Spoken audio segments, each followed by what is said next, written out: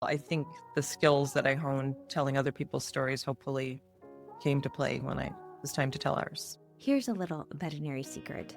The stories that shape veterinary life are largely not in the clinic.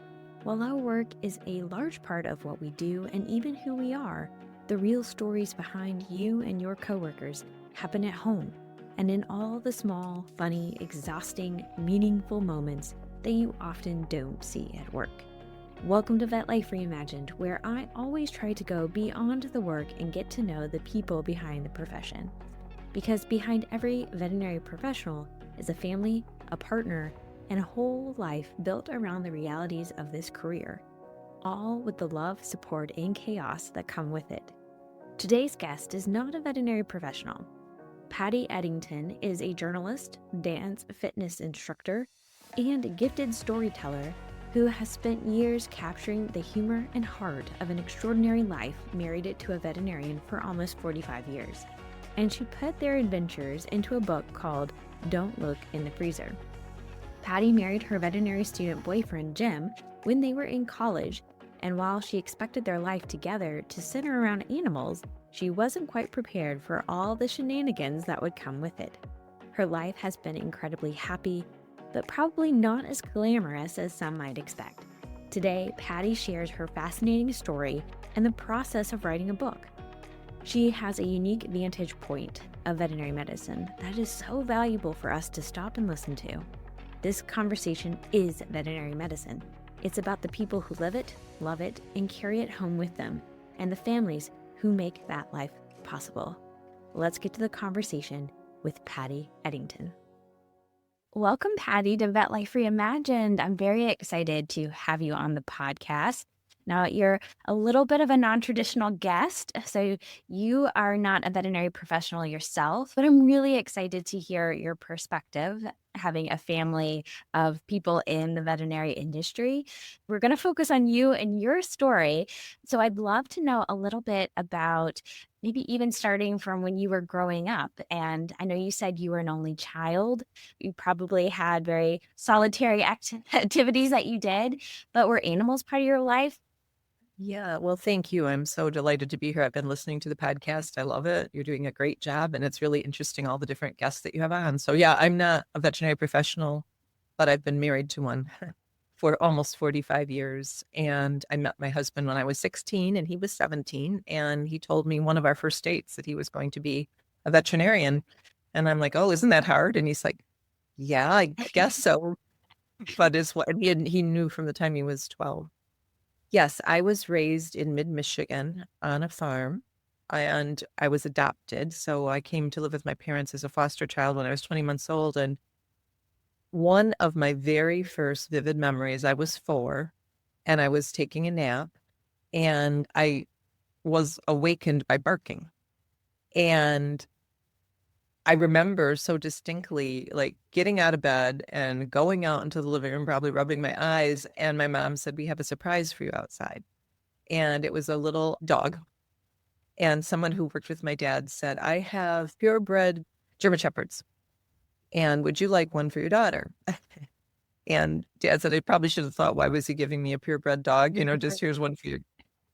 And it's a boy, And so Dad's like, sure. And later he said, neither one of those damn things was true. It was a girl, and she was not a German Shepherd. She was not purebred, but she was my first best friend. Her name was Queenie. And, I'd jump off the bus, and every day she'd be there to greet me. And it was my first real understanding of how important pets could be in your life, because I was kind of a loner. My parents were older when they adopted me. I was living in the middle of nowhere. I did have a lot of neighbor kids around, and we all played and stuff, but then they'd go home and it would be just me. So Queenie and we had lots of acres, and my dad would flood a little apple orchard that we had every winter. And I would get off the bus and get a snack and put on my clothes, and Queenie and I would go out and I would ice skate. And we have a Christmas card of me with her. And, I was kind of a solitary child a lot. I did love to read, which is how I became a writer. But she was always there. She lived until I was in college. So she had a nice long life. But we had barn cats, and eventually my parents got me ponies. And then eventually I didn't take care of the ponies and they were doing it all. So they sold the ponies and they got me a cat. So animals have just been, part of my life forever. And I told someone else, I guess there are people who don't adore them, but I don't know or trust those people.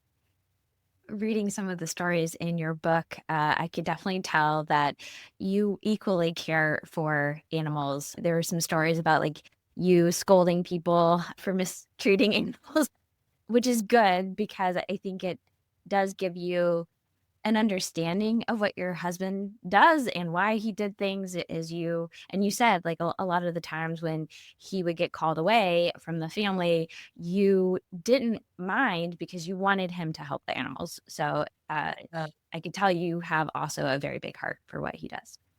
I hope so. I hope that was my reaction most of the times. There were times when it, got frustrating. When we first started our practice, we were young and we didn't have anyone else to be on call. It was, in the very early days, it was Jim and I would come and do the laundry at night from my job, answer the phones on the weekends. And so there was no one else. There was an answering machine under our bed. When I think about that, why did we put it under our bed?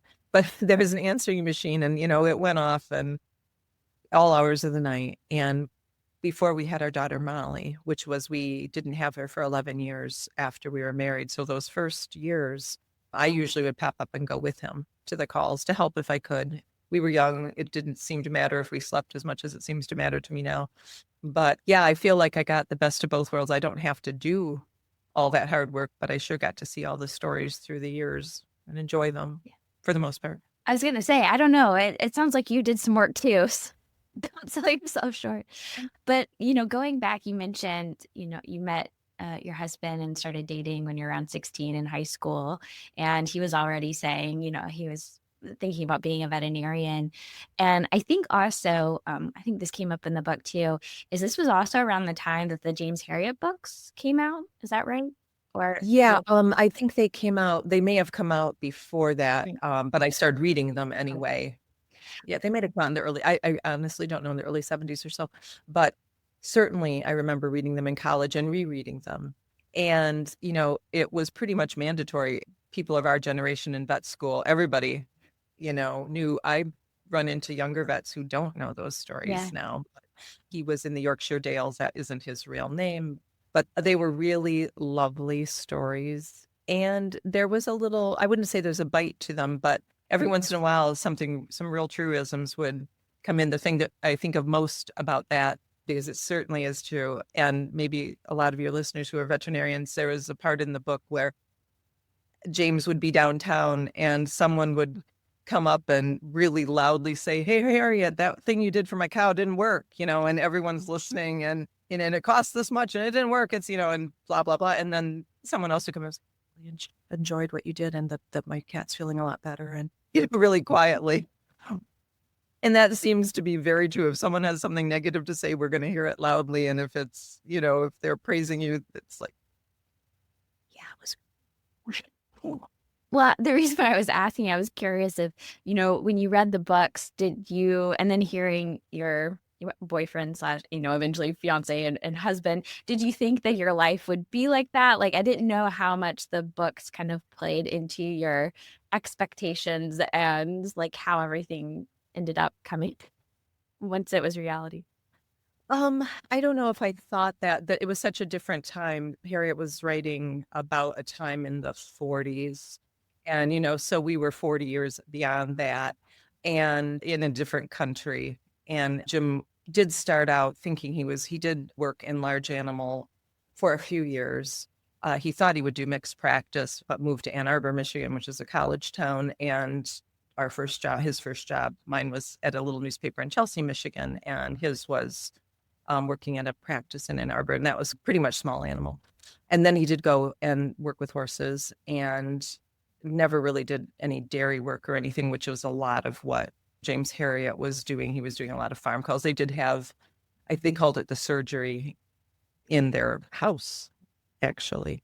And I thought it was a really lovely look at the better sides of it. But I don't know that I had an expectation that would be like that. The only thing that I remember along that line is when we decided to open our own practice. Jim graduated in 1983, and he was 23. He was a pretty young graduate at that time at Michigan State. Anyway, he was one of the younger students accepted into the program. A lot of people had applied many times and would maybe be into their 30s before they were accepted into the program. So he was a younger graduate, and 50-50 male and female students, which has certainly changed over the years and certainly leans much more heavily to female. But I remember when we decided to start our own practice or buy a practice in 88 we opened. So he didn't practice very long before doing that. We looked at practices everywhere in Michigan, and we went to this beautiful little town in Michigan called Romeo, and there was a practice for sale, and it was in this cool old house, and it was in a garage next to the house. Several that we looked at, the house was right there, and I said, I'm not sure that I want to have our home be part of where the practice is. People will always be knocking on our door like they did for Harriet. And Jim said, babe, they're going to do that anyway. And he was absolutely right. We live in a small town, and I can't even count. Even now, today, I'll think when someone's knocking on the door, oh, is it Amazon or is it someone with a broken cat? People do know where you live, and it's okay with us that they do that. We also have had through the years, people show up with children and say, do you think this needs stitches? So, but I think that was a rarefied time that he was writing about, and it was interesting. And as someone said I do talk early on in the book that we are not the Harriets. We're nothing like that. And I say, I wonder if the Harriets were even the Harriets. I think that possibly the difference between those wonderful books and mine is I show a lot of our warts and let people know, who we really are, because I don't think it would be as good a book if I tried to make us sound like we were perfect. Yeah, I completely agree. I think I mentioned this earlier when we talked, and I think especially these days, we're very thirsty for people being honest and being real, and there's a lot more opportunity to connect and have things resonate when it's truthful. Yeah, I hope so. The book seems to be hitting. People seem to be enjoying it. It's gotten wonderful professional reviews, which is nice for me. And I've been a journalist most of my career. I've worked in public relations, but I've been writing all of my life. And when I wasn't really writing quite as much the kind of copy I wanted, I did a blog. And that was based when I thought I wrote this book, the first manuscript, probably 15 or 16 years ago, and set it aside. But I was also doing a blog called Don't Look in the Freezer at that time. And what I got most when I was in the grocery store is, oh, you're so funny. I'm not really trying to be, that is just our life. But my Facebook posts, I try to be humorous about it. And Jim's a funny guy, and I write a lot about that. I think that people identify with humor. And, there's a lot of days that aren't funny in veterinary medicine, but then there are some pretty great stories that came out of it. Yes. And sometimes it doesn't feel funny in the moment, but in hindsight, Right. It becomes. Yes. There is a story in the book. It was one of the first reasons I wrote at Interlaken, is a beautiful high school in northern Michigan. It's out in the woods. It's musicians, it's creative arts, and a lot of famous actors and musicians and so forth have gone there.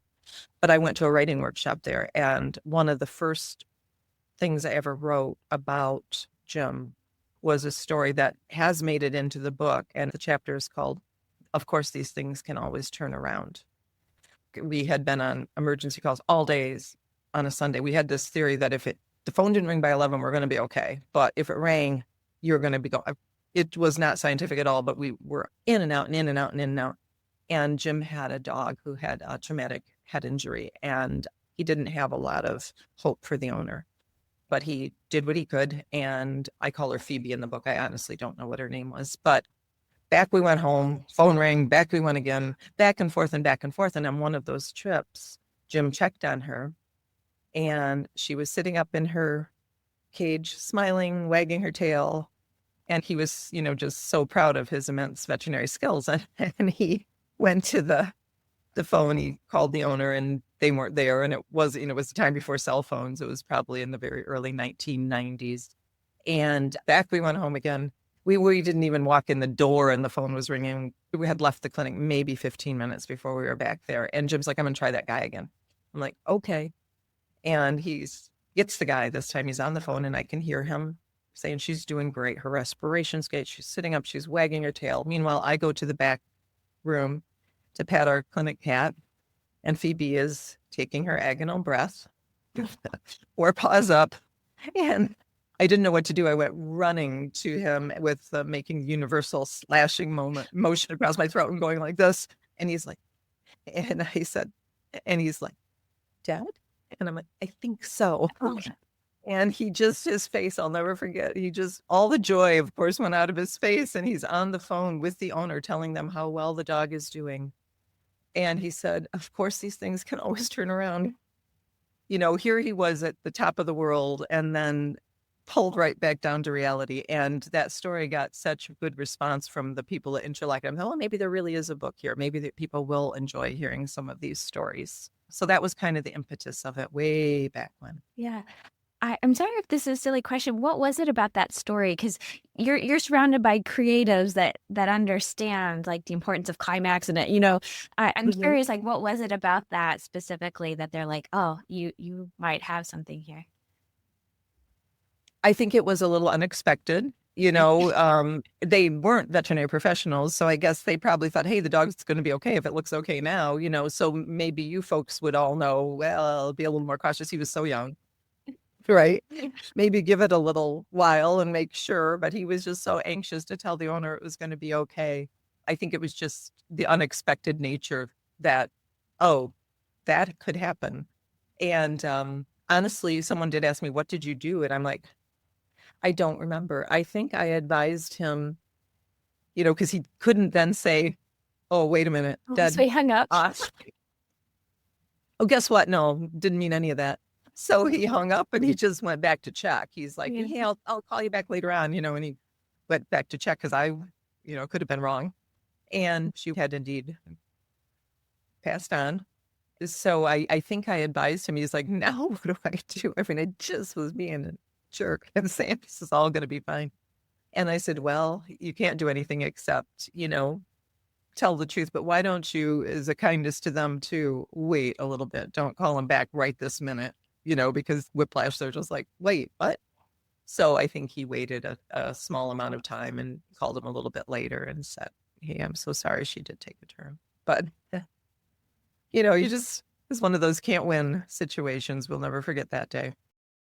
I think when you've been in practice long enough, I think animals have also taught us that anything is possible. I'm sure you and your husband have cases of where you really thought, like, there's not much we can do. And somehow the animal does amazing. And so I think that's also something you start to learn is anything is possible both directions. And so, but I totally understand. I probably would have done the same thing as Pat. Exactly. Yeah. And both of us just going, we were, barely 30 years old probably, and just not sure what to do, and there is a story like that in the All Creatures Great and Small book about Harriet doing a twisted stomach in a cow and being unable to put it back into the cow very well, and so sure that he had mucked it up horribly and probably was going to get an infection and it had dirt on it or whatever. And cow did great. I went into town the next time and the guy's like, hey, my cow's doing wonderful. So yeah, you do the best you can in the moment. And I think that we know obviously a lot of veterinarians, and I think they all can appreciate things like that because it's probably something like that has happened to them.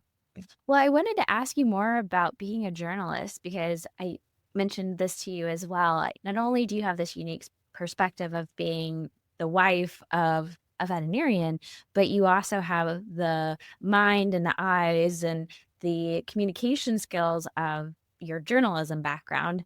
So you mentioned you were a reader and that started you into writing.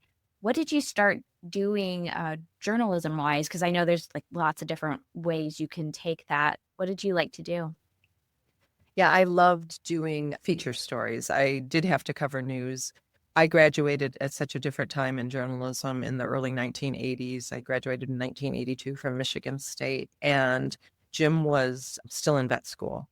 We lived in a really, really crummy student apartment, tiny, tiny. We were broke. One of our big weekend activities was we listened to the neighbors fighting in our we'd go in the bathroom because we could hear it better.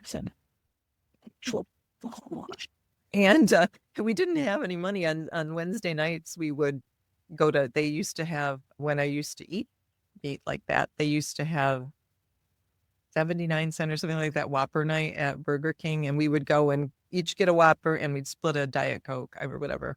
We were that poor. We went to a restaurant that gave you free peanuts because, you know, when you sat down and then just eat like a salad or something, the most minimal thing we could do. So it was a different time. We had a couple things that went against me early on to do a whole big major journalism career. Like my parents were older and I didn't want to leave Michigan because I was their only child and they had adopted me in their 40s and they were beginning to even have health issues then.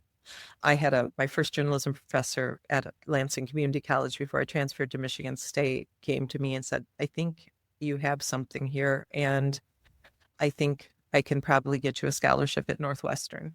Oh, wow. And I didn't even think twice. I'm like, no, because my parents are here and I have a boyfriend.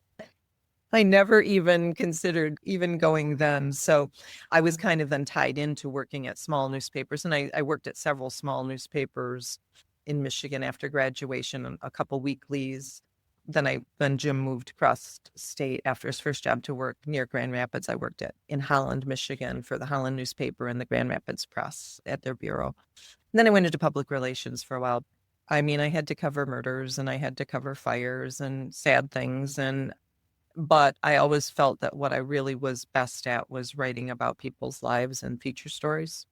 And at one of my last jobs working at the Grand Rapids Press, the wonderful editor that I had always let me do the interviews for any authors that came through town because she knew I was such a big reader. And so I've gotten to interview so many well-known authors. And at that point, never even thinking, you know, this was in the 2009, 2010, right around in there when I was doing that, never even imagining that one day I would decide to write a book.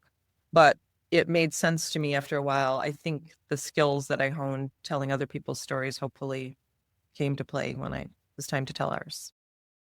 Is there a particular author or person that you particularly remember? So many. So the ones that have become friends, actually, there's an author named Wade Rouse, who is kind of my mentor, and he writes also under the name of Viola Shipman. There's a wonderful poet in Michigan, Jack Riddle, who kind of also took me under his wing. Jacqueline Machard was the Oprah's first book club. When she started it, she wrote the book, The Deep End of the Ocean. And I interviewed her for the press and went to a reading that she did at a big high school. We had something called Read Along the Lakeshore, and the whole county would, you know, you could read this book and then go and hear the author. And I interviewed her and she was really nice, but she seemed very sad that night. And she admired a pin that I was wearing. When I turned to say goodbye to her, she was sitting all alone. I mean, here's this woman who's pretty darn famous and a wonderful author, and yet she's out without her family, you know, on a Thursday night doing, you know, and having to talk to me and then go out and talk to 300 people or whatever. So when I went to leave that night, I gave my pin to an usher and asked them to give it to her. And she wrote about me. She wrote a blog about me. So there's so many nice people, you know. I get to go to a lot of book things and I have my own, like, oh my gosh, I really love your work. And Adriana Trigiani is a really wonderful author. And I went to a writers' conference in Kauai a couple of years ago, and I got out of a car and literally fell over her. She was sitting on a curb, and I tripped on her, and I was an idiot. I'm like, I love you. You know, there was a couple people that were unexpected, that were authors in an unexpected way. And one of them was the voice of Lisa Simpson, Yardley Smith, and she wrote a book. And she was one of the nicest people I've ever talked to. And another one was a woman who was illustrator. She had a comic strip called For Better or Worse. And her father was a veterinarian, I think, or something like that. And so we were able to trade stories like that. But honestly, I can only think in the few years that I did that, I can only think of one, and I won't tell you who. I mean, he's a famous author who was not my favorite, but still not even that bad. But everyone was really nice. I know you mentioned that you had started this particular book because you've written two. For this one, you started 15 years ago. You said when you were initially talking with all these authors, you weren't even thinking about being one day. But what was it 15 years ago that encouraged you to start writing your own story? I think one thing was just I was turning 50. I thought that was so old. Now I know it's not. And it was timed. Our daughter was heading off to college, and I had gone to that Interlaken thing, and that got me starting. We had to write something. I don't even remember what the assignment was, but I wrote that about these things can always turn around. And I remember sitting in the living room with my husband and saying, I was working for a magazine, a beautiful magazine called Lake Magazine. It was based in LaPorte, Indiana, and it covered what we call the Gold Coast of Michigan. Gorgeous, big tabloid magazine. But it was obvious magazines were not going to be having that same kind of, future, same with newspapers. And my parents had both just passed away, and I needed something. Molly was going to be gone, and I still was getting lots of writing assignments I was doing a health column for the Grand Rapids Press, but I could see things were changing. And I got thinking about it, and I said, do you think anyone would want to hear our stories? We've accumulated a lot of stories, and some of them are pretty funny. And pets are just such a universal thing that I think maybe people would want to read about our clinic cat Gratis falling through the ceiling. And we tell the stories and people laugh. So that was really the impetus of it. I didn't know anything about publishing or writing a book. And I got a manuscript kind of together. And my friend Wade, who I've mentioned, who has written so many, he's got a USA Today bestseller out right now called That's What Friends Are For. And it's based in Palm Springs. And it's of four men who they call themselves the Golden Gays, and they reenact in a play form the Golden Girls episodes. And it's really a good book, really entertaining and very interesting and poignant. But anyway, he introduced me to his agent. He said, I think she might have some interest in. She said, almost. I didn't know how to structure a book. I really had no knowledge of it. I'd taken that one writing workshop or whatever for that kind of thing. She suggested a couple things, and I'm like, I don't think I want to do that. One was that it should be maybe structured more about one or two pets and not all of our stories. Mm. And then I did reach out to one other agent, and he had been the agent of a person who wrote a really well-known book about a dog. I'm trying to be careful because I don't know if you'll hear this. And he was very nice, though. And he said, I like your writing style, but I'm married to a veterinarian too, and I don't think anyone would care. So I'm like, oh, okay, really? Traditional publishing is very difficult, and you need to have a platform. People need to know kind of who you are or whatever. So that kind of entered in even way back then. So for whatever reason, I set it aside, and always in the back of my mind. And then in 2018, our daughter gave me a DNA test. She was having some health issues and deserved to know. If we didn't have too much information. We had some, and as it turned out, most of that was wrong. But when I found out who my biological relatives on my father's side were, and within a couple of weeks, the wonderful woman I met through the DNA, I think it was Ancestry, invited me to her granddaughter's quinceañera. And we went and met all of my relatives, and they told me a story that I couldn't believe, and also it was heartbreaking. The gist of it is that I'd always been told I'd been in foster care before coming to my parents' foster care and then adopting me. And I met a little aunt at that quinceañera who said, oh no, honey, you were living with us. You were living with your father's relatives, another sister who wanted to adopt you. And she came downstairs with you one day, and you were in your pretty dress, which always made me stop when I tell that story, because you were in your pretty dress. I had one dress. And then the aunt said, I said, where are you taking the baby? Where are you taking Mary? And her sister said, today we're going to court, and we're going to talk to the judge. And when we come home tonight, Mary Ann will be ours forever and ever. And my aunt said, and then we never saw you again. So I, the journalist in me thought, oh, wait a minute, what happened? I had imagined maybe something, in that era and time, in that part of the state where we live, that maybe there was some racism involved in that decision to not place me with my family. As it turns out, by the way, and I do write about this in the book, I met the daughter of the judge, and we determined that is not what happened, but that's in the book. But that's why I went to a court and had my adoption records unsealed.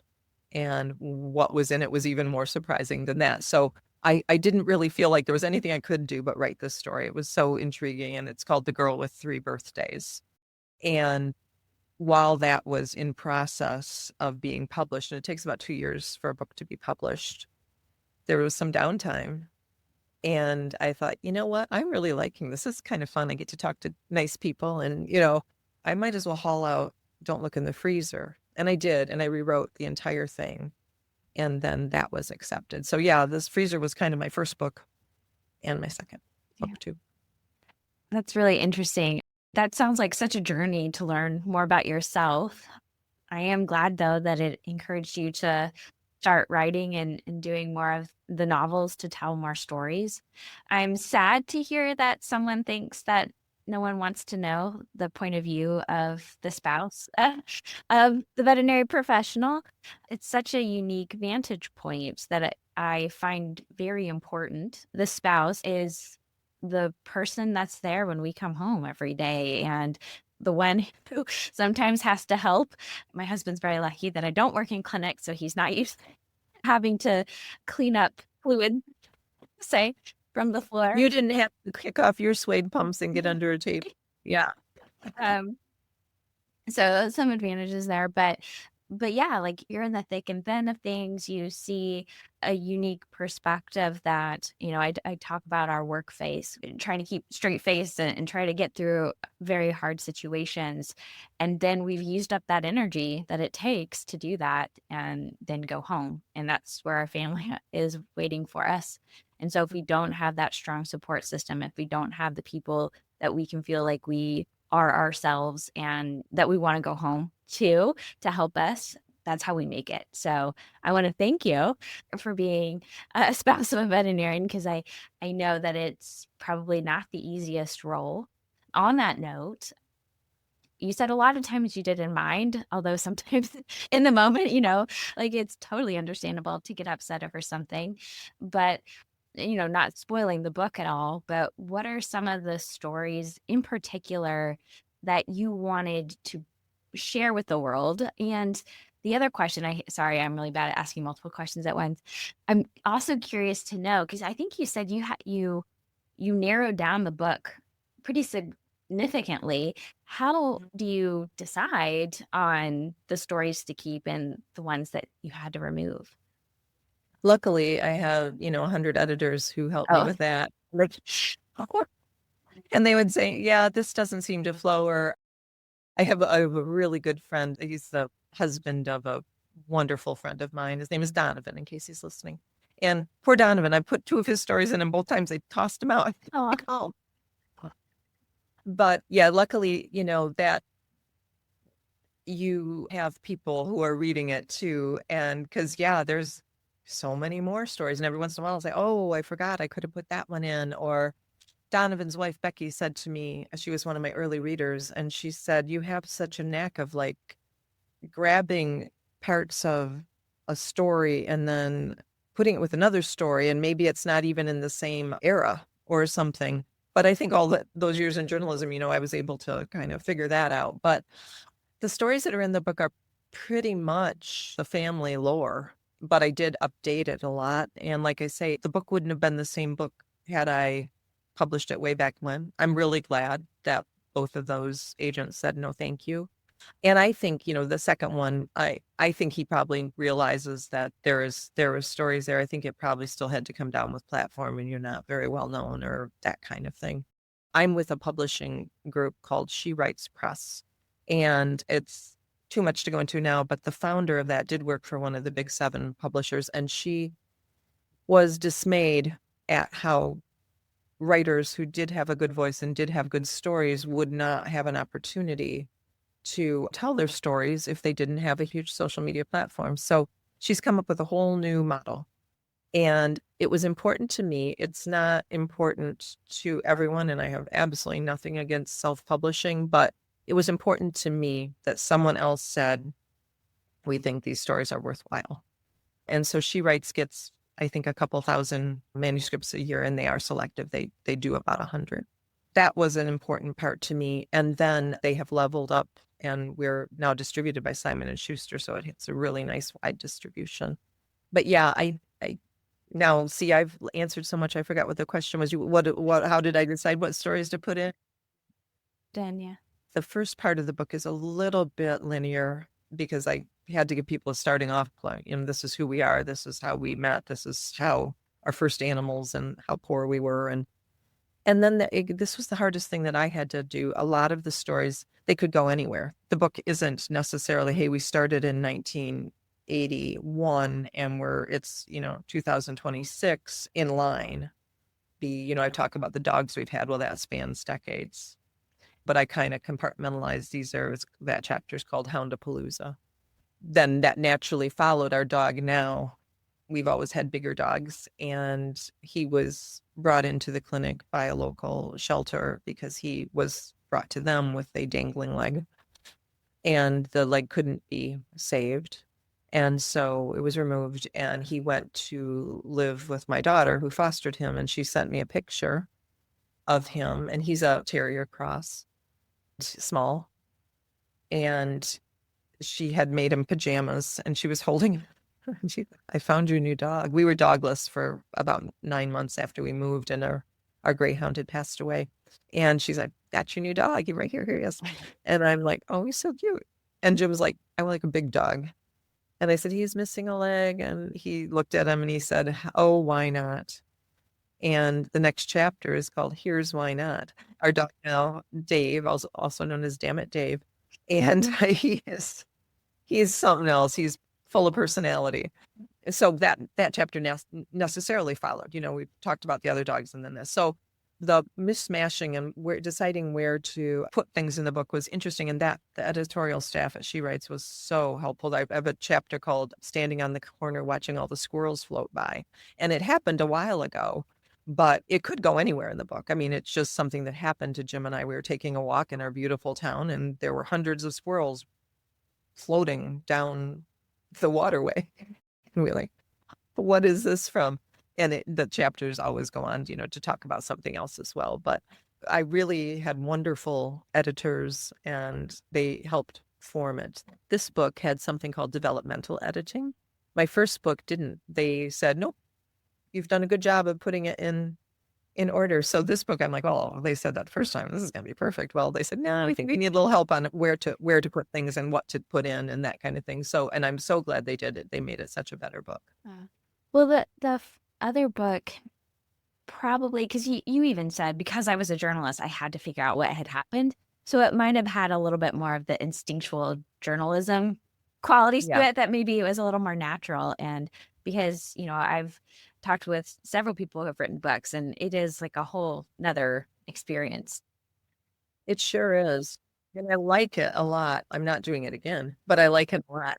I've learned so much. And, when I go to book clubs or I do a talk or I teach some writing workshops, what I find people really want to hear is like, I'm having 2 launch parties when the book launches. We're talking at the end of April, and it launches in just a few days. And then I'm having some book launches. I don't read from my book. I feel like people can read the book or have someone read it to them or listen to it or whatever. I try to make it something else. And I follow through with that on everything else I do. And if they really want me to, I will, but I don't really see the point. But what I tell them is some of the things I've learned, and for example, books are published on Tuesday. And no one seems to know that. And it's like, why are books published on Tuesday? And I've gotten so many different stories. I'm not even going to tell you which one I think is true, but yeah, they're on Tuesday. So on Monday nights, bookstores, put out the Tuesday books. And just the little pieces of information like that. This is one that I think that people always are really astounded by, and I was, but I think it's fascinating. I do see the value of it for professional reviews from big name reviewers, reviewing organizations. you can do something called a paid review. And I thought, well, I don't want to pay someone to say my book is good. Well, that's not what it's for. If they don't like it, they're going to say it. You're not paying for a good review. What you're paying for is if it's a bad review, you don't have to let anyone see it. It's, people usually like those kind of little pieces of information, that you wouldn't know about publishing. There's a lot to it, and it's fascinating, and there's some really wonderful, wonderful people in it. So far, I haven't ran into the other kind, but I'm sure they're there too. Sure. Well, I think it's so important for people to feel like they can tell their stories. And I do think there's something about veterinary medicine that brings out a lot of really good stories that, as you mentioned, there's a special connection about animals for a lot of people. So they're interested in knowing a little bit more about the people who take care of them. So one of the things I wanted to make sure that we touched on is early on, when I think you said that your husband was interviewing for one of his first jobs, if not the first, and you went to dinner with one of the veterinarians and his wife, and she gave you a piece of advice, or maybe not really advice, but it's kind of a warning. And I want you to be able to tell that story. And then after, you're kind of in this situation, not looking at someone in particular, but anything that if you are sitting across from the spouse of a veterinarian, what might you say to them? Oh, interesting. Yes, Jim was interviewing for a job, still in college. I was working in a very, very tiny little weekly newspaper. My first job actually in Cedar Springs, Michigan. The paper doesn't exist anymore. And, working all hours for very little money. And we had a government subsidized apartment. We were that poor. And Jim, he was an hour and a half away. So he didn't come every night. He slept on friends' couches. He slept in his car. He slept at the clinic because he had rotations, and it was always different. So he didn't have a permanent place to live while I was trying to make us a little bit of money.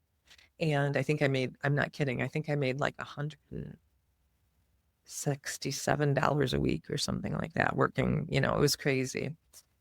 But we traveled in his beat up Chevette to Machias, New York. And it was oh my goodness, such a beautiful setting.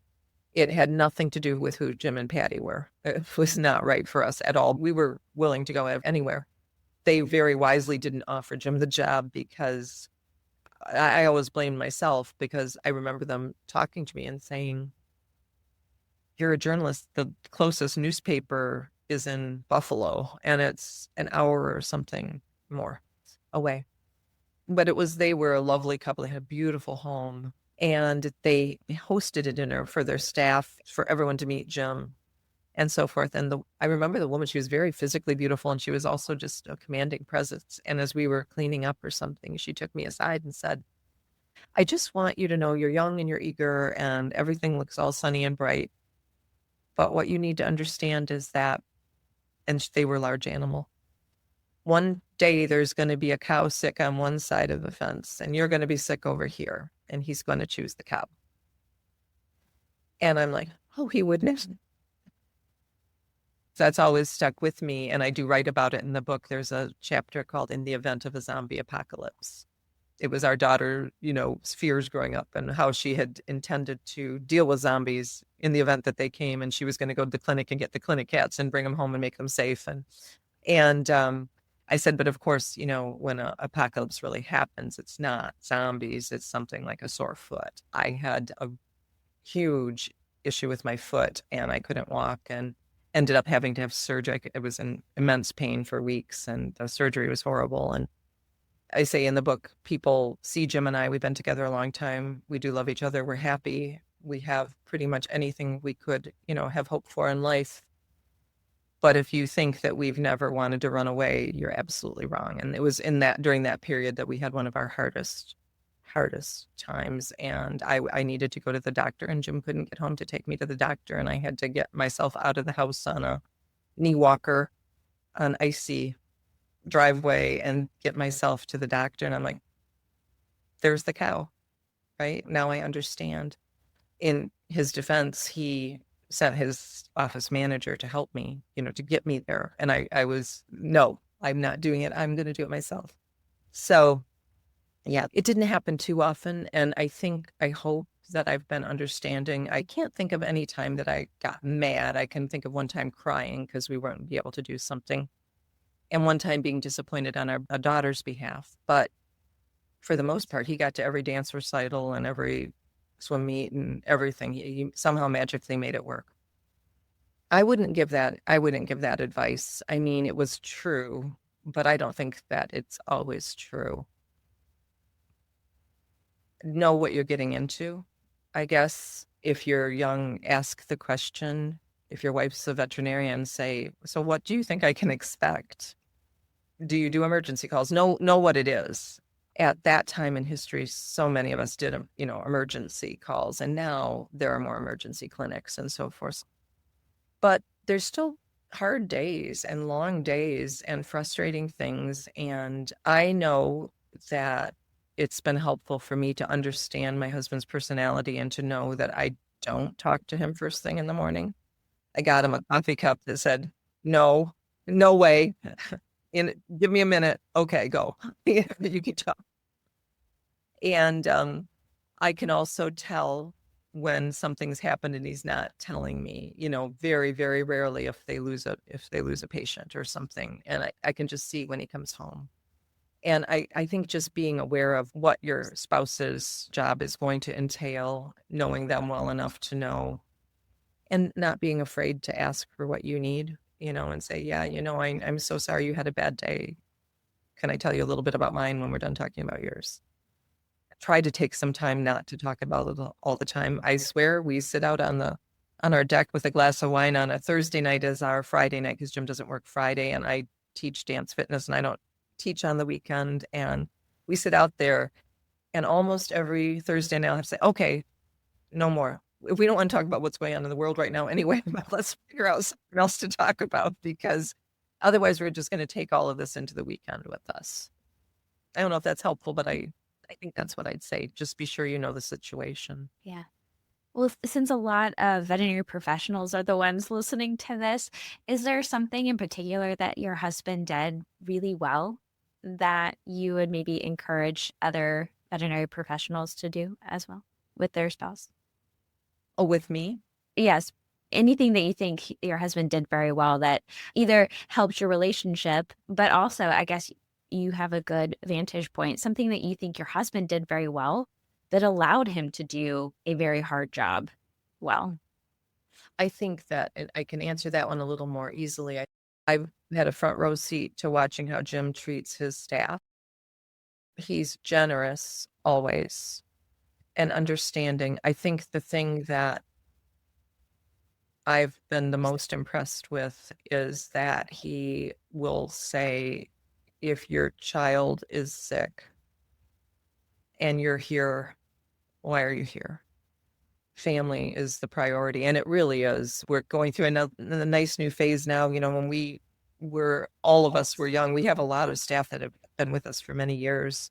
And now we all have grandkids, but we always had kids around the clinic. And I just on Facebook posted a couple weeks ago a picture one of our staff sent us. Jim's completely absorbed in whatever he's got his scrubs on, his surgical mask here. He's on the computer and there is a child sitting on top of his desk. It's not our child. It's not our grandchild even. It's one of the other doctor's little boys and he wasn't feeling well. And he's sitting on the desk beside Jim on his knees, watching him. And Jim's like working and so forth.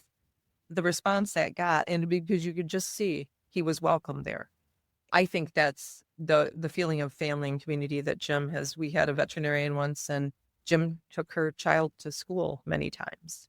And, we live in the practice is in a town and school isn't very far away and she'd have a case or something and Jim would take him to school and buy him presents when we went on vacation. And our little grandson, James, came over the other night. He was carrying a stuffed snake and he was showing it to me. And I'm like, where'd you get that, buddy? And he said that Xander gave it to him. And Xander's the little boy who was sitting on the desk. And he said, because Papa, when we went on vacation, Papa bought Xander and his little brother, Leo, he bought them things. And so Xander brought me this. And that's just the kind of guy he is. It's not that there have never been troubles or there haven't been staff members who didn't like us or whatever, but I'll go to my grave saying he's always been fair and kind to them. I think that's it. And as far as me, I think we love each other. We always have. We've had our moments, but he gives me really nice gifts, so that doesn't hurt.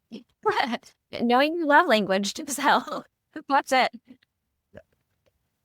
Absolutely. We were so poor when we got married. My diamond wedding ring, we picked it out ourselves, but we decided, we're like, should we get married? Okay, we should get married. And we went and picked it out ourselves. And I think Jim paid for it himself. I don't think I helped with that.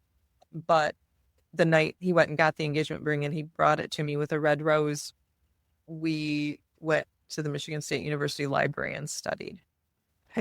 Still in vet school. It wasn't, and I told that story. We had our 40th wedding anniversary 4 years ago on Mackinac Island, which is a place that we love. And I surprised him that night and got down on one knee and gave him a ring and proposed again to him because we didn't have that. And we had all of our friends gathered around, But what he did give me, oh gosh, it's been, I think before our 25th anniversary, I opened a present on Christmas morning and it was a big case of dog food. I'm like, thanks. And he had a very nice diamond in my new diamonds. So he's been very thoughtful and plans nice trips and everything, but mostly it's the little stuff, on a weekend morning when I get up, he'll hear me go in the restroom. And by the time I get out, there's a cup of coffee for me. I read a story once about someone who always put toothpaste on their spouse's toothbrush and put it out for them in the night. And it's that kind of thing, that little stuff means a whole lot. But the big stuff doesn't hurt. Right. I think those are really good tips too, is as we go about our day, no matter what our day looks like, even, me that isn't in a typical clinic setting, we're all very interested in our work and we tend to work a lot. And so stopping to think about our significant other, the thought really does count to support each other. Oh yeah. It's pretty easy. He forgot his lunch yesterday and I didn't have a lot of extra time, but I had time to run him his lunch, that little stuff is what really goes into it, I think. But I'm really sure that couple in New York had a really nice marriage. I think she just, the cow had been on the other side of the fence too often. Maybe it was also to let you know that you're not alone. Like it's this is something that's common and it's not necessarily something that's personal. It's just, it kind of comes with the job. Yeah, definitely. I'm sure they chose the right candidate and everything happens for a reason and then you get pushed along. Exactly. Well, I always love to end on a special question. What is something that you're just very grateful for right now? I get up every morning and list 7 things before I even get out of bed that I'm grateful for, and I try to make them different every day. And this morning, top of that for me was my health. I have a lot of friends who are struggling right now, and I am, worried for them and concerned for them. And I just am so grateful that I'm the one that is able to help them if I can. And I'll always be grateful for my family.